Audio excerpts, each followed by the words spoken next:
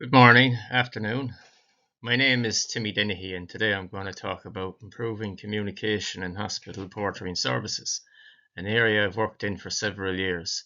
This presentation draws on the Communication Level 6 module, as well as my personal experience in healthcare. Communication in hospitals is about more than passing on messages. In portering, it can mean the difference between delays and smooth operations.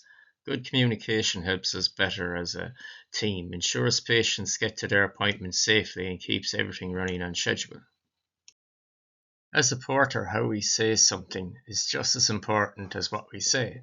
A clear tone of voice in a busy ward makes sure instructions aren't missed. Non-verbal communication like eye contact and body language helps reassure patients who may be nervous or unwell. Sometimes it's about showing calm confidence, even in chaotic situations. We deal with a lot of challenges when it comes to communication. Noise, unclear instructions, even emotional situations can get in the way. Sometimes people are stressed, and that affects how they speak or listen. Language differences can make things harder, especially in emergency situations. The best way to handle these issues is through proper training and support. Using simple, clear language goes a long way. Having proper signage reduces the need to ask for directions, and maybe most importantly, we need to create a culture where staff can ask questions without feeling silly. That saves time and prevents mistakes. I've worked my way up from the bottom, starting in hygiene, then catering, and now as a porter. I've seen how communication plays a role at every level. I'm currently number 2 on the panel to become a porter supervisor. I'm also a trade union shop steward, and I've applied for third level education in occupational health and safety. That background gives me a solid understanding of how communication affects patient care and staff coordination. I have travelled an unusual pathway, considering I have these qualifications, and I am in support staff role. I'll bet I did my work experience as a healthcare attendant. I unfortunately did not have the level 5 in communications at the time, and I must say I'm much happier for that slight setback. Same workplace, different direction.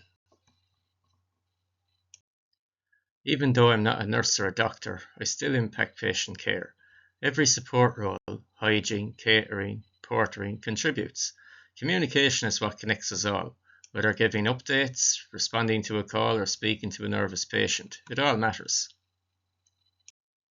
As porters, we work across different communication methods: phones, pagers, face-to-face instructions, and even notice boards and radios.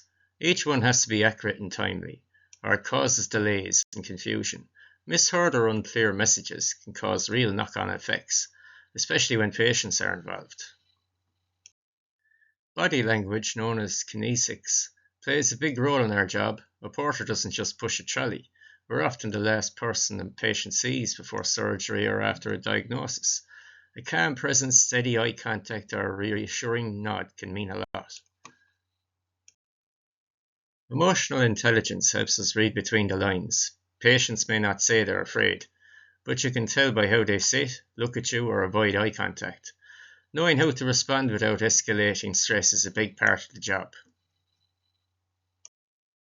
One big improvement we can make is promoting a culture where people aren't afraid to speak up or ask questions. Respect between all departments, clinical and support, leads to better communication. It's not about who's senior, it's about who's working as one team.